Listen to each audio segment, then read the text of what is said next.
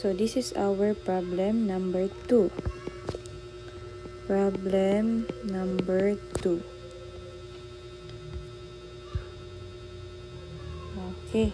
So in this problem, meron tayong member shown in figure 8-5A has a rectangular cross-section. So ang dimension ng rectangular cross-section natin 50 by 250 mm. Ang hinahanap is the state of stress that the loading produces at point C. Okay, so kung titingnan natin, medyo complicated yung ating loading. May naka-incline na uniformly distributed, no? Pa ganyan dyan. Tapos, ruler natin is naka-incline din siya. Then, meron tayong hinge dito. But, since masteral na kayo sa 161, kasi masteral na kayo sa pag-solve ng reaction, so I expect na madali lang i-calculate yung mga reactions dito. So, hindi ko na siya ipakita. Diretso na lang na yung sagot na. Okay? So, ang reaction dito, 16.45 sa along X ni hinge and then along Y, 21.93. And then, yung sa reaction naman sa ruler B is 97.59. So, if hindi nyo makuha or medyo nahihirapan kayo dito sa pagkuha ng mga reaction, so I think you should practice more, okay, on that one. So, ang concern natin is the state of stress at point C. So, ang point C natin, class, doon na mismo sa top ng ating member, yung cross-section. Okay, so i-cut natin yan and then we consider the left side.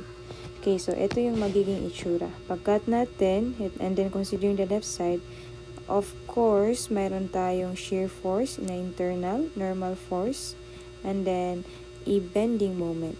Okay? Diba yun yung tatlo na mahahanap natin kapag beam.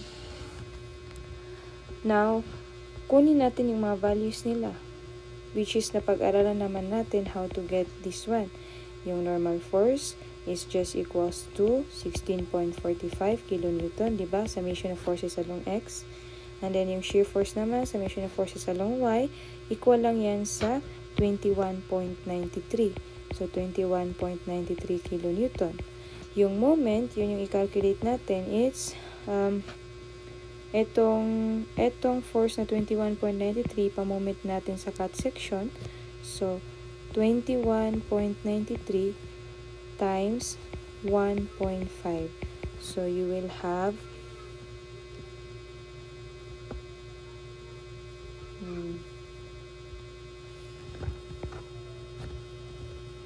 21.93 times 1.5, you will have equals to 32.89. So, this is in terms of kilonewton meter. Okay. So, after getting the internal loadings, pwede na nating i-draw yung mga stress distribution due to each internal loadings. Diba? So, due to normal force, so we expect normal stress distribution na uniformly distributed. So, ito yung section natin. And then, tingnan nyo class yung sa normal force natin dito. Diba positive ang nakuha natin is 16.45. So, it means to say the nature of our normal force is compression. So, ito drawing natin siya pa ganon. Okay?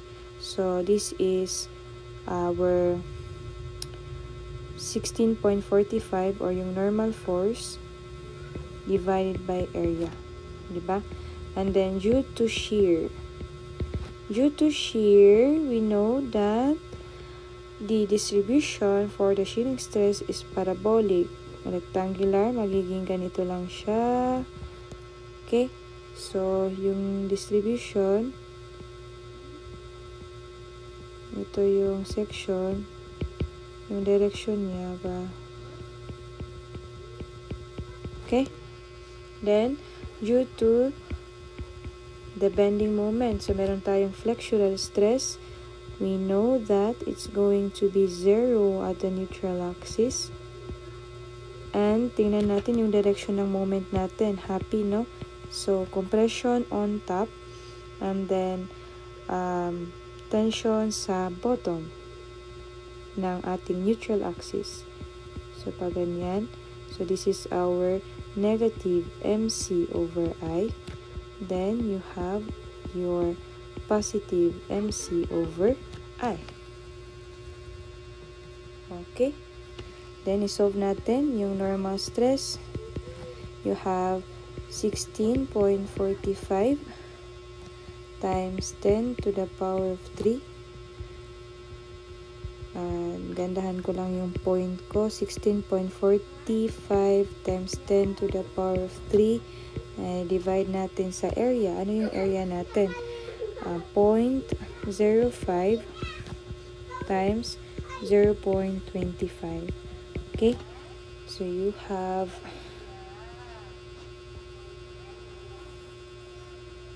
this is Newton per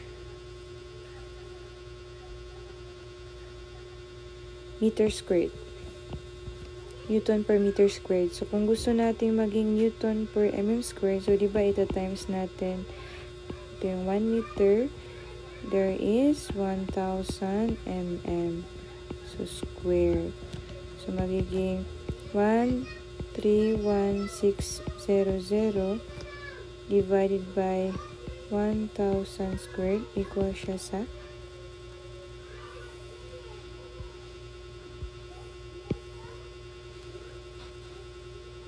okay, so equal to sa wait lang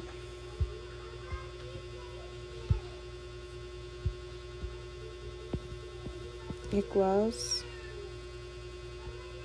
1.312 or 316 megapascal. Okay, and then yung shearing stress. Yung shearing stress natin at point C. So, palitan natin to at point C.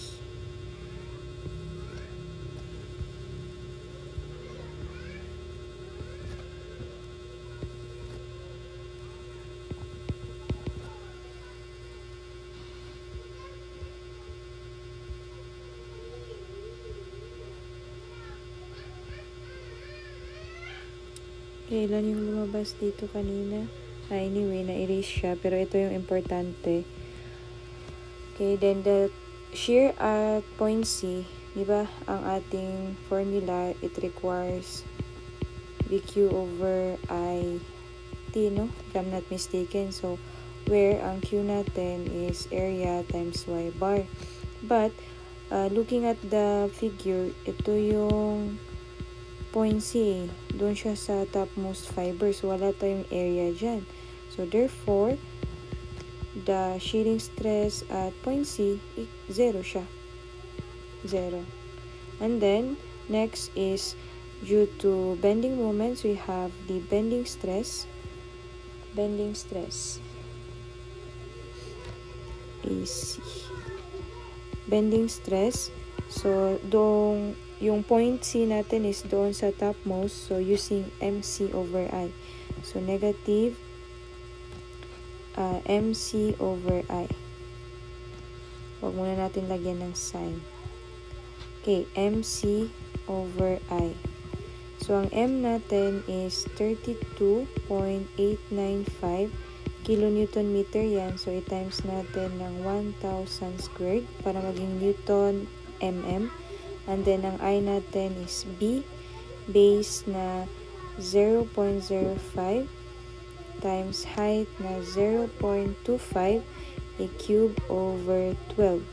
And we will have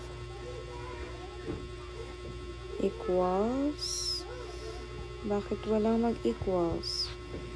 Equals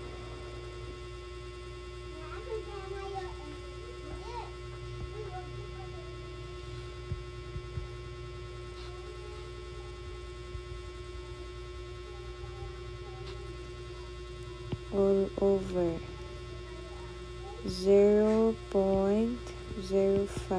times 0.25 cube over 12 equals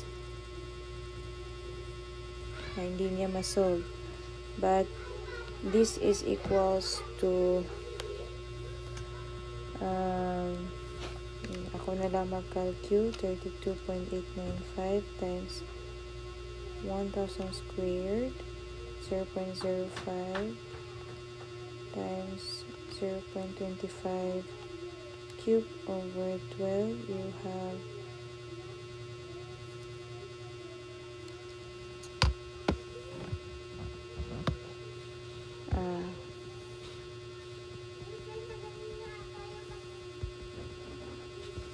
compute na lang muna natin yung I.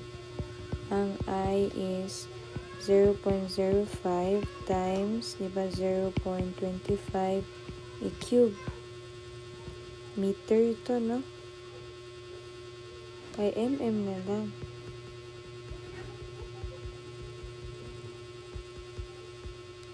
Ito, na-delete na naman. 1.32 yan. So, ang I natin in terms of mm is 50 by 250 cube over 12. That is equals to, okay, yan. So, this is mm to the 4. So, continue natin dito. Sigma BC equals to 32.895 times, complicated to, no?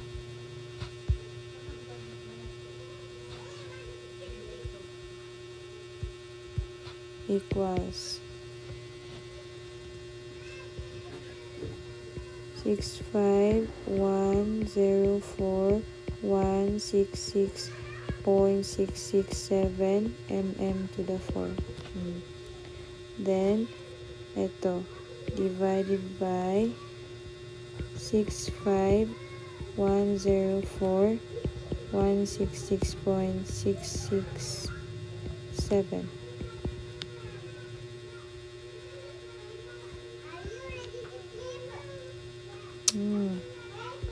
Bakit hindi niya kinukuha?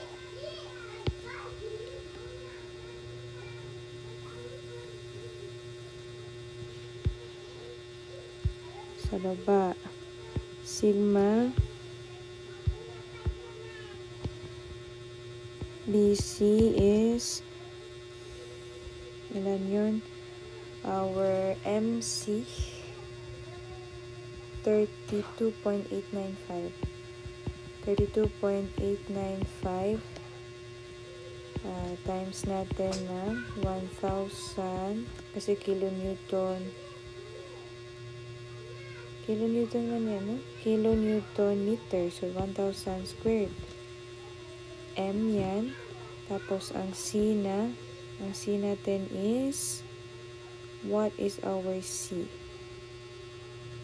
Half ng ito. Diba this is 250. So half ng 250, 125. So times 125 over I. 65, 104, 166.667.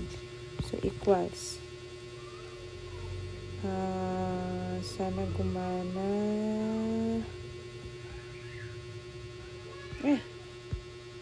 Equals 63.158. So, isulat ko na rin. Baka mawala pa. 158. So, ang unit nito, megapascal na siya. Okay? So, na-determine na natin yung individual stresses due to the individual internal loadings. And then, yun nga, yung last step natin is applying superposition. I-add na natin sila. So, ang total stress na nararamdaman at point C is the summation. So, first, due to N. So, compression yan, ha? So, negative 1.32. Then, next, 0, galing sa shearing stress. And then, next is bending stress. Pero, take note that's also negative. Kasi, ito nga siya, no? Compression ang nature niya. So, minus 63.158. So, equal yan sa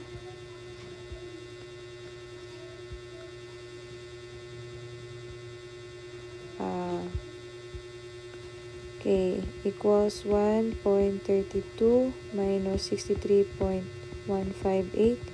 equals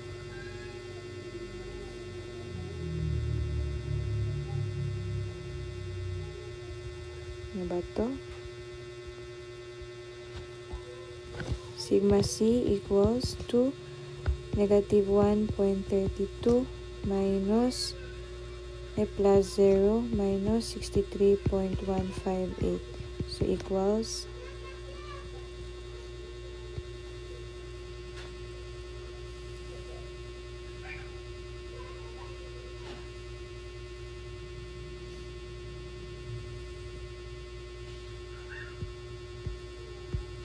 equals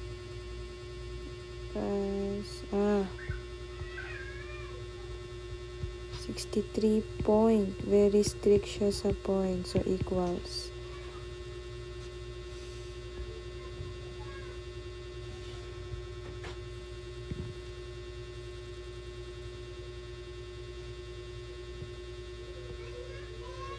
okay, so negative 64.478.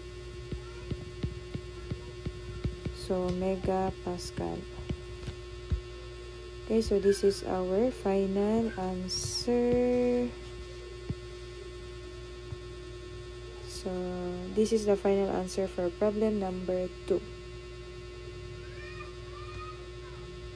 Kung gusto nating malaman yung stress distribution, yung resultant, medyo mahirap kasi i-visualize anong magiging result if we combine these three. Mahirap. So, ang pwede natin gawin is mag-draw na lang tayo ng element, which is yung sa element sa point C. Then, kung ano yung nakuha natin, di ba normal, yung resultant stress is negative. So, isulat na lang natin negative, papunta siya sa point C.